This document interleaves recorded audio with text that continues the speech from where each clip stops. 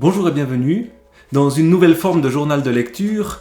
C'est quelque chose que je tente de nouveau, qui sera principalement, je pense, sur Patreon, même si je vais mettre en tout cas ce premier épisode sur la chaîne principale et publique et gratuite de YouTube. Mais l'idée, elle est d'entrer quand même dans quelque chose de l'ordre du journal de lecture, mais d'un journal de lecture différent de ce que je fais habituellement, où je fais une sorte de compte-rendu du livre une fois que je l'ai lu, et on suit mes multiples lectures au fur et à mesure. Ici, il y a une envie de faire une sorte de journal de relecture et de le faire en direct. C'est-à-dire de relire un livre qu'en son temps j'avais aimé, et de le relire en plusieurs étapes. Il y aura, je pense, 9 vidéos sur ce premier livre, parce que... Non, 10. Voilà déjà une première erreur. L'idée, elle est aussi de ne pas faire de coupe dans la vidéo, et donc de me tromper de temps en temps, mais de donner du matériau brut, au fond, à ceux qui feraient l'effort, je ne sais pas si c'est un effort, mais qui auraient la gentillesse d'écouter ce que j'ai à dire. Et donc, il y aura 10 épisodes, puisqu'il y a 10 chapitres dans ce livre-là, et je vais simplement les relire, les commenter, les penser à haute voix. Ce livre, pour commencer, je me suis dit qu'il ne fallait pas quelque chose de trop long. 10 chapitres, quand même 180 et quelques pages. Et un livre que je voulais quand même particulier, ou qui sorte de l'ordinaire, ou qui renvoie à quelque chose d'ancré en moi. Et je crois que Charles Ferdinand Ramus, l'Herborance, eh bien c'est une bonne idée. En tant que lecteur de Suisse romande, Ramus, c'est l'auteur maison, mais c'est un auteur qui dépasse la simple littérature romande. Ramus, c'est une langue qui est extrêmement riche et qui mériterait d'être connue ailleurs que seulement dans les territoires qu'il a arpentés durant sa vie, même s'il a été parisien longtemps.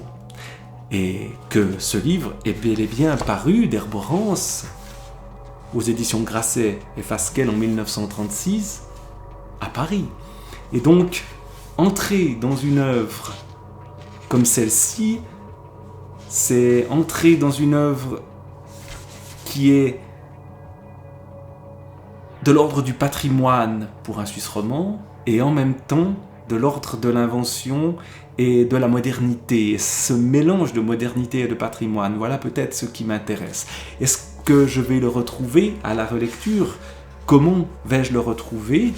Eh bien, c'est ce que je vais essayer de faire, et donc je vais simplement lire pour l'instant le chapitre 1, en m'arrêtant de temps en temps, en me posant des questions, peut-être beaucoup de questions, peut-être peu, je ne sais pas. Et on commence par l'adresse à mon ami H.L. Mermot. Il se trouve que je n'ai pas du tout préparé ceci, donc je relis un peu en redécouvrant le livre, et donc je ne sais pas du tout qui est ce H.L. Mermot. Première partie. Chapitre 1. Et ça commence par un extrait d'un dictionnaire géographique. Un pâtre qui avait disparu et qu'on croyait mort avait passé plusieurs mois enseveli dans un chalet, se nourrissant de pain et de fromage. C'est évidemment le contexte du récit qu'on va découvrir. Récit inspiré de faits réels. Il tenait de la main, ou plutôt, il tenait de la main droite. Vous voyez que parfois, la lecture qui tente de se faire en direct, ne voit pas les choses. Tout de suite, il tenait de la main droite une espèce de long bâton noirci du bout qu'il enfonçait par moments dans le feu. L'autre main reposait sur sa cuisse gauche. D'emblée, le corps et le zoom sur les parties du corps. Et je crois que ce sont des choses qui reviendront très souvent. Comme si on montrait les choses au plus près, comme si on essayait de saisir le geste tel qu'il est précisément. C'était le 22 juin vers les 9 heures du soir. Il faisait monter du feu avec son bâton des étincelles. Elle restait accrochée au mur couvert de suie où elle brillait comme des étoiles dans un ciel noir. On le voyait mieux alors, un instant. Cette dimension visuelle, on le voyait mieux. Qui est on? Il y a très souvent des on et on en retrouvera dans Ramu. On le voyait mieux. Qui voit? Comme si on avait une caméra, peut-être, qui filme, ou alors quelqu'un qui regarde. Il y aura le regard de l'aigle plus loin, dans un autre passage. On le voyait mieux alors un instant, Séraphin, pendant qu'il faisait tenir son tisonnier tranquille. On voyait mieux également en face de lui un autre homme qui était beaucoup plus jeune, et lui aussi était accoudé des deux bras, sur ses genoux remontés, la tête en avant. À nouveau, les détails du corps, comme une scène qu'on dessine. Eh bien, disait Séraphin, c'est-à-dire le plus vieux, je vois ça. Tu t'ennuies. Il regardait Antoine, puis s'est mis à sourire dans sa barbiche blanche. Il n'y a pourtant pas si longtemps qu'on est monté. Ils étaient montés vers le 15 juin avec ceux d'Aïr et une ou deux familles d'un village voisin qui s'appelait Premier. Ça ne faisait pas beaucoup de jours en effet. Séraphin s'était remis à tisonner les braises où il avait jeté une ou deux branches de sapin. Et les branches de sapin prirent feu, si bien qu'on voyait parfaitement les deux hommes, à nouveau. On voyait. Et les deux hommes, tout d'un coup, on les voit mieux, comme si la scène à laquelle on assiste se précisait devant nos yeux. On voyait parfaitement les deux hommes assis en face l'un de l'autre, de chaque côté du foyer, chacun sur le bout de son banc. L'un déjà âgé, sec, assez grand, avec de petits yeux clairs enfoncés dans des orbites sans sourcils, sous un vieux chapeau de feutre. L'autre beaucoup plus jeune, ayant de 20 à 25 ans, et qui avait une chemise blanche, une veste brune, une petite moustache noire, les cheveux noirs et taillés courts. Voilà pour la description des deux personnages qui restent extrêmement réduites. Ce sont des silhouettes encore, ce sont des personnages dont on a l'impression qu'ils sont presque dessinés. En tout cas, c'est l'impression que ça me donne, des traits. Voyons, voyons, disait Séraphin, comme si tu étais à l'autre bout du monde, comme si tu allais être séparé d'elle pour toujours. Elle, tiens, qui? Ils sont montés à l'alpage. Et elle est restée en bas. Voilà ce que cela suggère. Il hocha la tête, il se tut. C'est qu'Antoine n'était marié que depuis 2 mois. Voilà de quoi il s'agit. On annonce ce que l'on va expliquer par la suite. D'abord une scène, la scène près du feu, les paroles des personnages, puis on vous explique ce qui se passe. Donc Antoine n'était marié que depuis 2 mois. Et il importe de noter tout de suite que ce mariage ne s'était pas fait sans peine. Orphelin de père et de mère, il avait été placé à 13 ans comme domestique dans une famille du village, tandis que celle qu'il aimait avait du bien. Elle avait de l'argent. Est-ce qu'il s'agit, ce sera un des problèmes ou une des interrogations au long de cette lecture, est-ce que c'est un parler roman typique, d'Herborance, valaisan même, typique, même si Camus. Je lis aussi Camus en même temps, mais donc voilà pourquoi je me trompe, Ramu et vaudois et non pas valaisan. Moi-même je suis fribourgeois et c'est des différences qui comptent en Suisse romande. Bref, avait du bien, est-ce que c'est une expression locale ou est-ce que c'est connu partout, je ne sais pas. Et longtemps sa mère, à elle, n'avait pas voulu entendre parler d'un gendre qui n'aurait pas apporté au ménage sa juste part. Longtemps, la vieille Philomène avait secoué la tête, disant non, puis non, et encore non. On rythme le texte. Non, non, non. Il y aura ça chez Ramu dans un autre roman. C'est l'avalanche qui déboule dans La Grande Peur dans la montagne. Mais ici, nous ne sommes pas dans La Grande Peur dans la montagne. Il s'agira aussi d'une catastrophe naturelle, celle de d'Herborance, mais elle viendra plus tard.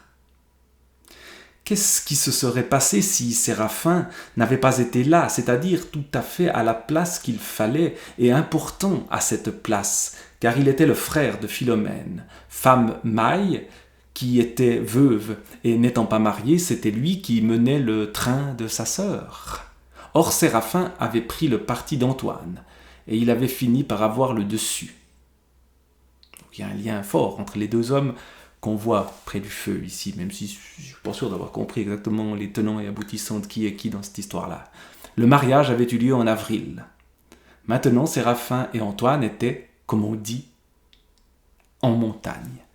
Comme on dit, ici, ce « on » n'est peut-être plus le même que le « on » de « on voyait » auparavant. Comme on dit, on va utiliser une expression, ils étaient en montagne. Pourquoi c'est comme on dit ? Parce que ces gens-là viennent de la montagne, mais ils sont encore plus haut, ils sont dans un lieu où la famille ne vit pas. Ce sont des bergers, des vachers peut-être, je ne sais pas exactement quels sont les animaux qui sont là. On les verra arriver bientôt.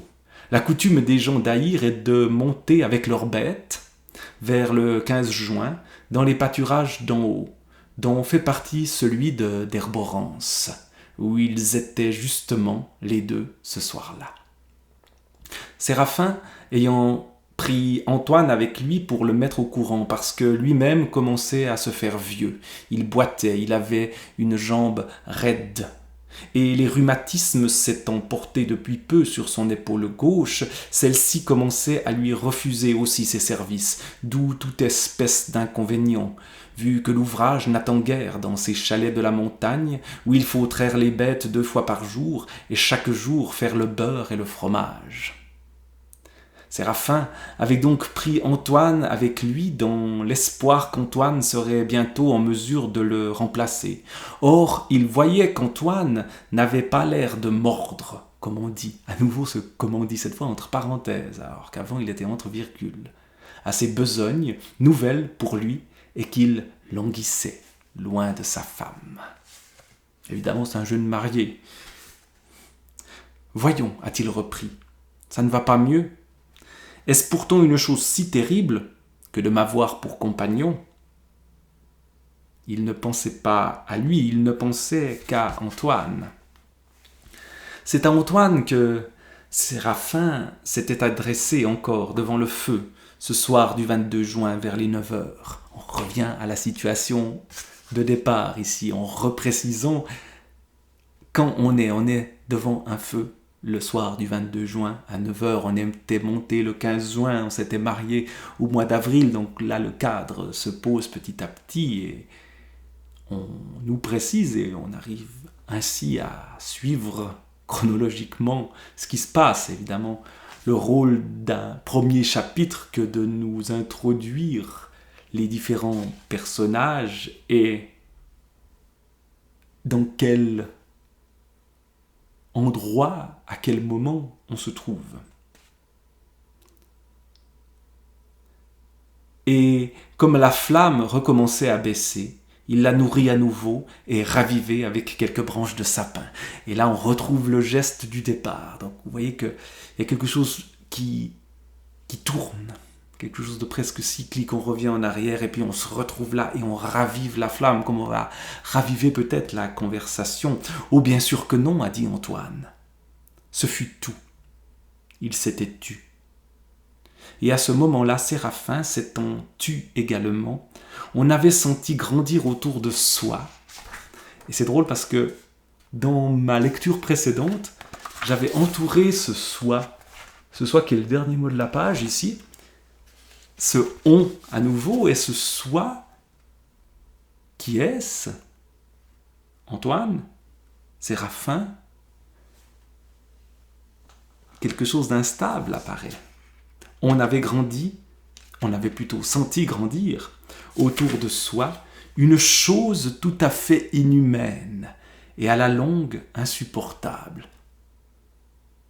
De quoi s'agit-il? Il y a presque quelque chose qui nous fait entrer dans un monde de l'ordre du fantastique ou de l'ordre d'une sorte de mystère.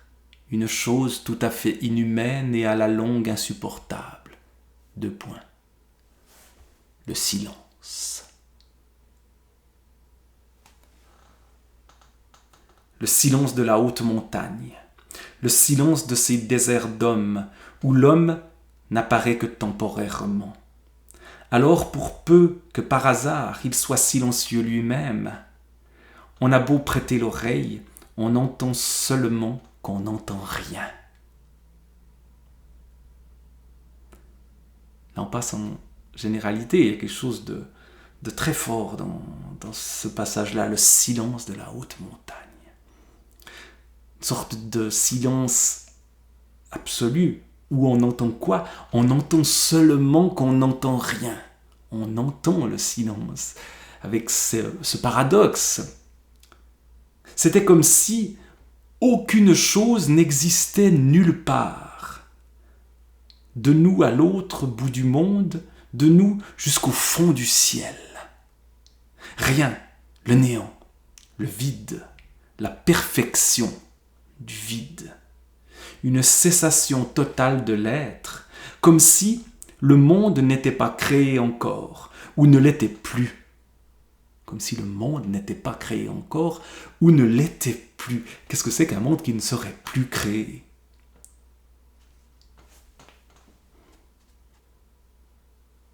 Le mystère s'épaissit, le silence annihile tout. Le ciel, la terre, et il emplit de vide. Comme si on était avant le commencement du monde, ou bien après la fin du monde. Ce que je trouve assez fort dans ce début de texte, c'est qu'on a à la fois une scène qui est extrêmement précise dans ces 2 hommes autour d'un feu qui se disent peu de mots, qui rallument le feu, et puis tout d'un coup une dimension cosmique, une dimension qui dépasse largement cette petite scène. On sent qu'ils sont dans un lieu sacré. Il y a ce sentiment-là. Mais en même temps, le sacré fait peur. Et la phrase suivante, c'est « Et l'angoisse se loge dans votre poitrine, dans votre poitrine. » Celle peut-être du lecteur qui s'imagine dans cette situation-là, où le narrateur ici se met à la place des personnages de Séraphin, d'Antoine. Et l'angoisse se loge dans votre poitrine, où il y a comme une main qui se referme autour du cœur. Et cette sensation. S'arrêter un moment, c'est peut-être l'intérêt de ces lectures qui s'arrêtent sur chaque phrase. Il faudra encore un peu de temps pour arriver à la fin du chapitre. C'est que tout d'un coup, ce qu'on avait peut-être lu jadis sans trop y réfléchir, en poursuivant notre lecture, ici, on prend le temps de s'arrêter dans ce silence. Et on sent cette angoisse et cette image, cette comparaison, c'est comme une main qui se referme autour du cœur. Ça fait mal, mais cette dimension physique de l'angoisse, une main qui se referme autour du cœur. Heureusement, l'angoisse va s'apaiser. Heureusement que le feu recommence à pétiller. Ou c'est une goutte d'eau qui tombe, ou c'est un peu de vent qui traîne sur le toit. Et le moindre petit bruit est comme un immense bruit. Intéressant cette manière de se répéter. Le moindre petit bruit, un immense bruit. Le mot bruit qui vient, au fond, redonner un rythme et redonner de la vie à ce silence angoissant, à cette mort. Pressenti peut-être par les personnages. La goutte tombe en retentissant. Il y a quelque chose dans l'écriture de Ramu qui est toujours attentive au son, je crois. La goutte tombe en retentissant. C'est rien, mais tout d'un coup c'est sonore. Après ce silence, ça fait du bien. La branche mordue par la flamme claque comme un coup de fusil. Le frottement du vent remplit à lui seul la capacité de l'espace, toute espèce de petits bruits qui sont grands, et ils reviennent. On redevient vivant soi-même parce qu'eux-mêmes sont vivants. Les bruits sont vivants. Fusion avec le monde qui nous entoure, les bruits, l'eau, la branche, la nature, ici.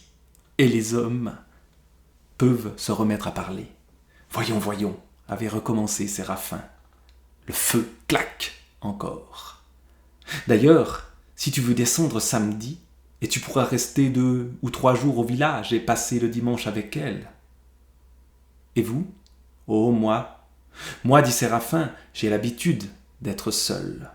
Ne t'inquiète pas à mon sujet.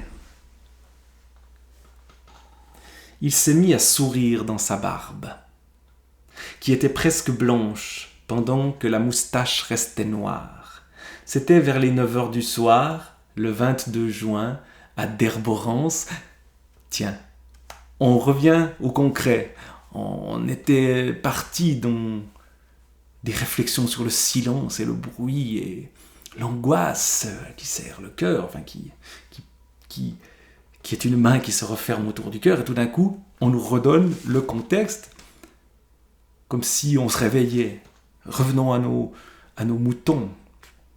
C'était vers les 9h du soir, le 22 juin, à Derborance, dans le chalet de Philomène, où les 2 hommes étaient assis devant le feu. La scène reprise à son point de départ. Quelque chose craquait par moments dans la toiture. On a entendu Séraphin qui continuait. Mais qui est ce on ? La question se pose. J'avais là aussi entouré le « on a entendu » à ma première lecture, parce que c'est tout à fait étrange, ce « on ». Ce pronom impersonnel, cette non-personne qu'est le « on ». Mais pourtant, on a entendu Séraphin qui continuait. Ce n'est pas Antoine, c'est une entité qui est là, une présence discrète. On a entendu Séraphin qui continuait. Tu reviendras quand tu voudras. Moi, je me tirerai toujours d'affaire. D'ailleurs, a-t-il dit, si tu reviens, tu ne seras pas seul ici. Il souriait dans sa barbe blanche, en tenant posés sur Antoine ses petits yeux gris. Ou bien si je ne compte pas. Oh, a dit Antoine. Quelque chose craque encore dans la toiture, faite de poutres et de grosses pierres plates qui s'élevaient obliquement au-dessus d'eux et n'avaient qu'une seule pente, le chalet étant adossé à un ressaut de roc qui remplaçait le mur du fond. Alors c'est entendu pour samedi ? Ça ne va plus faire que 3 jours. Quelque chose craque dans la toiture. On retrouve ce leitmotiv. Quelque chose craque dans la toiture, un son qui revient. Après le silence angoissant, ces sons ne sont peut-être pas moins angoissants. C'est que les dalles d'ardoise, étant exposées pendant le jour à la chaleur du soleil, sont fortement dilatées par elles. Puis, le soir venu et le froid se rétractent, faisant des mouvements soudains et espacés, comme si on marchait sur le toit. Tiens, comme si, on retrouve de nombreux comme si, les comparaisons et les comme sont très nombreux ici, et comme si on marchait sur le toit, mais encore une fois, peut-être marche-t-on vraiment sur le toit. Et c'est à nouveau on qui est là. Un pas qu'on pose précautionneusement là-haut, puis on s'arrête. Comme quand le voleur prudent, avant de se hasarder davantage, s'assure qu'il n'a pas été entendu. Ça craquait, ça ne craquait plus. Et eux, sous la toiture, de nouveau silencieuses, ils se voyaient, puis ils ne se voyaient plus. C'est la flamme qui monte, c'est la flamme qui retombe. Mais Antoine avait relevé la tête. Une nouvelle espèce de bruit venait de se faire entendre. Quel bruit? Ce n'est plus le craquement. Ce n'est plus le feu qui crépite. Qu'est-ce que c'est? On voit que le texte est aussi rythmé par ces bruits nouveaux qui interviennent et qui suscitent quand même une certaine angoisse supplémentaire, même si le silence est encore plus angoissant. Finalement, le bruit l'est aussi. Mais Antoine avait relevé la tête, une nouvelle espèce de bruit venait de se faire entendre. Ce n'était plus le toit qui craquait. On rajoute, c'est pas ça, c'est quoi? C'était un bruit beaucoup plus sourd et qui venait du fond de l'espace. À nouveau, on se retrouve aux dimensions de l'espace. On aurait dit un roulement de tonnerre qui avait été précédé d'une détonation sèche. Et maintenant, quoique continu, il était tout entrecoupé encore de chocs, eux-mêmes prolongés par leurs propres échos. « Ah !» dit Séraphin, « les voilà qui recommencent. » « Qui ça? Comment? Tu n'as rien entendu ces nuits passées? Tant mieux pour toi. Mais c'est que tu dors bien. Et c'est aussi, a repris Séraphin, que tu n'es pas encore au courant de nos voisinages.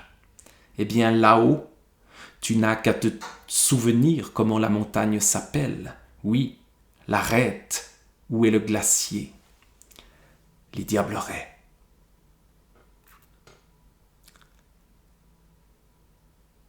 Les Diablerets.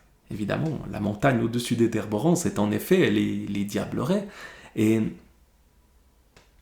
les diables. Le bruit mourait peu à peu, devenait très doux, presque imperceptible, comme quand un petit vent fait bouger les feuilles des arbres. Tu sais pourtant bien ce qu'on raconte. Eh bien, qu'il habite là-haut, sur le glacier, avec sa femme et ses enfants. Le « il » a une majuscule. Le diable. Les croyances ici vont venir s'entrechoquer avec la réalité, avec la nature, les superstitions aussi. Le bruit avait cessé tout à fait. Alors, il arrive des fois qu'il s'ennuie, et il dit à ses diabletons, « Prenez des palets. » C'est drôle parce que tout d'un coup, j'ai l'impression d'être moi aussi plus dans la nuit. Le soleil va et vient en ce jour où je lis ceci. Pourtant, les sons ne sont pas aussi menaçants. Il y a du vent, il y a de la bise aujourd'hui. Mais le diable n'est pas encore là. Il est au Diableret. Prenez des palets, dit le diable aux enfants. D'après ce que raconte Séraphin ici, c'est là où il y a la quille. Tu sais bien, justement, la quille du diable. C'est un jeu qu'ils font. Ils visent la quille avec leurs palets. Ah, des beaux palets, je te dis, des palets de pierres précieuses. C'est bleu, c'est vert, c'est transparent. Seulement, il arrive des fois au palais de manquer la quille. Et tu devines où elles vont, leurs munitions. Qu'est-ce qu'il y a après le bord du glacier, hein? Plus rien. c'est le trou. Les palais n'ont plus qu'à descendre, et on les voit descendre quelquefois quand il fait clair de lune. Et il fait justement clair de lune. Il a dit « Veux-tu venir voir ?» Est-ce qu'Antoine avait été inquiet ? C'est ce qu'on ne sait pas. On ne sait pas. On n'est pas dans la tête d'Antoine. On le voit de l'extérieur. On pense qu'il aurait pu être inquiet. C'est ce qu'on ne sait pas. Mais il était curieux. Et comme Séraphin s'était levé, il se lève. Et comme Séraphin s'était levé, il se lève à la fois du passé et du présent ici. Séraphin va devant, Séraphin ouvre la porte. On a vu qu'il faisait, en effet, un beau clair de lune qui s'est découpé blanc et brillant sur le sol de terre battu derrière eux. C'était un fond d'herbe, c'était un fond plat avec quelques chalets. Un fond, le terme est issu de la peinture ici, comme si on élargissait le décor, on était dans un chalet, on sort.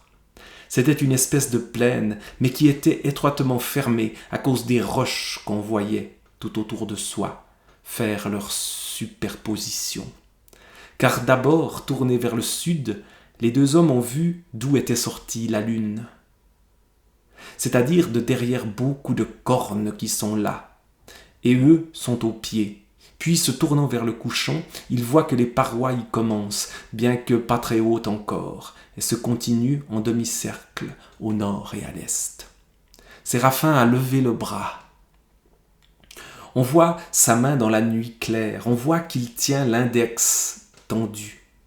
Vraiment, c'est une silhouette, on le voit avec le bras et l'index tendu, un peu de loin, tout d'un coup. On ne comprend pas trop ce qui se passe. Il y a du mystère, c'est sans doute l'effet créé par ces on et ce on voit où tout d'un coup on regarde les choses de l'extérieur en revenant ensuite dans l'intimité des deux personnages. Il est presque au-dessus de sa tête, donc l'index. Il faut soi-même lever la tête d'une même quantité. Ou alors c'est Antoine qui voit. Séraphin montre là-haut quelque chose. C'est à 1500 mètres au-dessus de vous. À nouveau un vous ici. Il était facile de se rendre compte que de ce côté-là aussi, c'est-à-dire du côté nord, on était complètement enfermé, et au levant de même, où l'ouverture qu'il y a était masquée par le premier plan de la montagne. Séraphin lève le bras, il fait naître devant nous, c'est plus vous, c'est nous, un nouveau mur, plus haut encore que les autres, et on voit que partout on est au fond d'un trou. Cependant que ce grand mur est parcouru de haut en bas par d'étroites gorges où pendent en bougeant de petites cascades. Le regard le parcourt également. Puis il y a le doigt tendu de Séraphin qui oblige le regard à s'arrêter. Le regard s'arrête. Enfin, c'est pas Ramus, c'est moi qui dis ça. Le regard de qui ? Le regard d'Antoine, notre regard, tous les regards. C'était tout là-haut, tout à fait sur le bord des parois, juste sur la crête. Elle surplombait fortement, étant surmontée en marge du vide par l'épaisseur du glacier. Et quelque chose, là, éclairait doucement. Une frange lumineuse, vaguement transparente, avec des reflets verts et bleus et une lueur comme le phosphore. C'était la cassure là-haut de la glace, mais elle était à cette heure, elle aussi, pleine d'un grand silence et d'une grande paix. Rien ne bougeait nulle part, ou plutôt rien ne bougeait plus nulle part. Sous une cendre impalpable qui était la lumière de la lune. On la voyait flotter mollement dans les airs ou être déposée en minces couches sur les choses, partout où elle avait trouvé à s'accrocher. À nouveau une parole. Là-haut. Séraphin tenait toujours le bras levé. Il a dit « Oui, là où ça surplombe. Mais il semble bien que, pour ce soir, ça soit fini. » Il avait une grande voix dans le silence. « Oh, a-t-il repris, c'est que ça est toujours tombé, d'aussi loin qu'on se souvienne. Ça est toujours tombé. Qu'est-ce que c'est que ce ça ? La menace s'amplifie. Il avait rebaissé le bras. À nouveau, ces gestes, ça avait commencé par les gestes, effectivement, de la main tenant le bâton. Le bras se lève vers le haut, puis se baisse. Il avait rebaissé le bras. Les vieux chez nous en parlaient en leur temps. Et ils étaient tout petits encore qu'ils entendaient déjà les vieux en parler. Seulement voilà, c'est capricieux. Dommage. On entendait de temps en temps le tintement d'une clochette au cou d'une chèvre quelque part dans les environs. Je me demandais si c'était des moutons ou des vaches. Il semblerait que ce soit des chèvres. Les chalets étaient de ci, de là répandus. C'est des cabanes en pierre sèche. Une des pentes de leur toit était tout enneigée de lune. Qu'est-ce que ça peut bien vouloir dire ? Enneigée de lune. Comme si la lune éclairait et faisait comme l'effet de la neige, sans doute le blanc. L'autre se confondait avec l'ombre qu'elle projetait sur le sol. J'ai aussi l'impression d'ailleurs qu'il y a des jeux d'ombre et de lumière dans la manière dont ici je me filme sans trop faire exprès, parce qu'effectivement il y a des nuages et du soleil dehors, et puis il y a un angle un peu bizarre, bref, voilà. Ça n'est pas fait exprès, mais ça participe à cette ambiance mystérieuse peut-être, et des diables sont aussi présents, le fantôme de Charles Ferdinand Ramu. Mais revenons au texte. Et les deux hommes ont attendu encore un instant pour voir s'il ne se passerait pas quelque chose. Mais il continuait à ne rien se passer. De temps en temps, tout au plus un souffle d'air vous jetait à l'oreille l'espèce de chuchotement lointain d'une cascade. Le souffle d'air lui-même était comme quand on passe la main sur une étoffe parce qu'il courait à ras du sol. Tout dormait chez les hommes, tout dormait chez les bêtes. Et là-haut, point de suspension. Est-ce que tout dort là-haut ? Jamais, jamais. Là-haut, où il regarde encore, il y avait seulement, dans la lumière de la lune, cette mince frange de glace, tellement fine, tellement déliée qu'il semblait par moments qu'on la vit remuer, comme un fil qui est soulevé par un peu d'air. Et Antoine avait cru la voir remuer. Il allait même le dire à Séraphin quand celui-ci s'est mis à secouer la tête. Je crois bien que le diable a été se coucher, si on allait en faire autant. Antoine n'avait donc rien dit. Les deux hommes sont rentrés dans le chalet et ils ont tiré la porte derrière eux. Ils couchaient sur des paillasses, elles-mêmes posées sur des planches fixées au mur, et qui faisaient 2 étages, de sorte qu'ils dormaient l'un au-dessus de l'autre, comme dans les navires. Antoine couchait à l'étage d'en haut. Ils ont pendu leurs souliers par les cordons à une cheville à cause des rats. Antoine était monté à son étage. « Bonne nuit », lui avait dit Séraphin. Il avait répondu « Bonne nuit ». Et là, il y a un blanc pour la fin du chapitre. Et elle, on revient à elle. Ah, sans doute, la jeune mariée, la femme d'Antoine. Et elle, tout de suite, elle avait été là, dans ses rêves. après qu'Antoine s'était enroulé dans sa couverture de laine brune et s'était tourné du côté du mur. Pourquoi est-ce que ça ne va pas? C'est Thérèse. Elle revient et était là avec sa personne et des chants. Il y a quelque chose de flottant dans le temps des verbes ici qui crée peut-être cet effet de rêve. Et elle revient au présent et était là, au passé. Elle est là sans être là. Avec sa personne et des chants, tout d'un coup, on change évidemment de paysage, puisque on est dans un rêve. Ayant trouvé place pour elle et pour eux dans le petit espace qu'il y avait entre le mur et Antoine. Il lui a dit bonjour. Elle lui disait bonjour. Il lui a dit alors quoi? Elle a dit alors comme ça. Conversation qui reste assez basique. On a affaire à des taiseux. Ici, ces gens de la montagne ne parlent pas pour rien dire. Ils étaient obligés de se donner rendez-vous loin du village parce qu'il y a toujours des curieux. Il y a toujours des curieux. Je me suis demandé si j'étais pas en train de relire la même ligne, mais non, c'est bien la suite. Ils étaient obligés de se donner rendez-vous loin du village parce qu'il y a toujours des curieux, point. Il y a toujours des curieux. Il y a toujours, vous voyez, cette manière de progresser dans le texte en répétant les choses. On a déjà ça avec le feu avant, avec les bruits du toit, des gens qui marchent sur le toit, cette impression que des gens marchaient sur le toit. Ben ici, il y a toujours des curieux qui se mêlent de ce qui ne le regarde pas.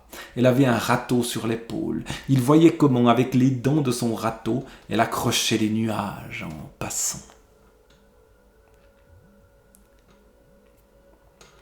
Les nuages lui tombaient sur la tête. Pourquoi est-ce qu'il s'est assis plus haut qu'elle sur le talus? Il ne la voit que de dos, et elle se penche en avant, ce qui montre entre son chignon et son fichu rouge un peu de peau brune. Ça ne va pas? Oh, dit-elle, c'est pas moi. Oh, alors, qui est-ce que c'est?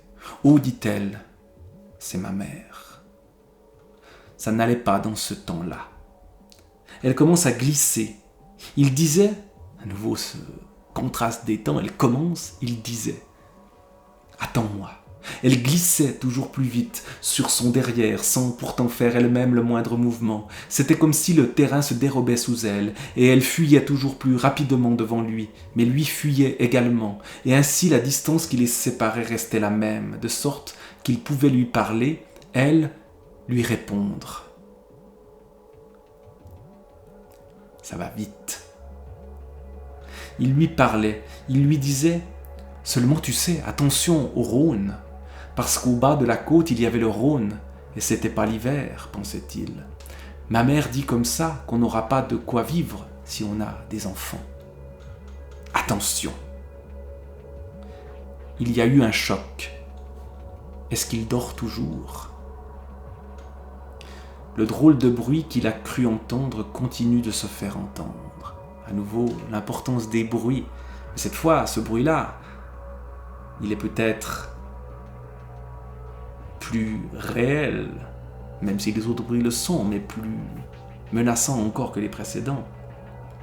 Est-ce dans sa tête ? Il y a un bruit d'eau dans ses oreilles. Il dort. Est-ce qu'il dort ? Il se retourne, il voit que la porte du chalet s'ouvre. Quelqu'un avance précautionneusement la tête dans le clair de lune qui s'arrête juste au milieu de son dos, faisant une ligne bien droite. Évidemment, là, l'angoisse est au maximum. Qui est ce quelqu'un ? Est-ce que c'est Thérèse ? Est-ce que c'est Séraphin ? Est-ce que c'est le diable ? Où est-elle ? Ah, se dit-il, ça s'est arrangé depuis, voyons, sûr, bien sûr, à présent on s'est marié, c'est fait. C'était le vieux temps. Il pense samedi. Il rouvre les yeux, il voit qu'on est sorti du chalet, et le carré de clair de lune en arrière de la porte est vide, comme une toile à peindre où on n'aurait pas encore peint. Ce vide à nouveau, cette toile à peindre où on n'aurait pas encore peint. il s'est rendormi. Est-ce qu'il s'est rendormi? Tout d'un coup, on ne sait plus où on en est. Mais, tout à coup, le toit s'est effondré, pendant qu'une des poutres qui le soutenait, s'abattant à un de ses bouts, venait heurter la construction de bois où Antoine était sur sa paillasse. Voilà comment se termine ce chapitre, par l'effondrement du toit. Cette menace qui était pressentie dès le départ, ces craquements sur le toit, ces diables, des diablerets, tout ça aboutit à un événement, le seul événement qui a lieu finalement, l'effondrement du toit. Mais on verra que ce sera extrêmement important. C'est donc la fin du chapitre 1 qui nous introduit les personnages principaux dans une scène très dense qui prend des dimensions quasi cosmiques. Et que se passera-t-il quand le toit s'est effondré? Voilà la question qu'on se pose, arrivé à cet instant-là. Le chapitre 2, ce sera pour une prochaine fois. Le début du chapitre 2, c'est sans doute la phrase que j'avais retenue de d'Herborance. D'Herborance, le mot chante doux. Il vous chante doux et un peu triste dans la tête. Voilà, c'était quelques réflexions à travers la lecture du premier chapitre de d'Herborance de Charles Ferdinand Ramu. Au revoir et à bientôt.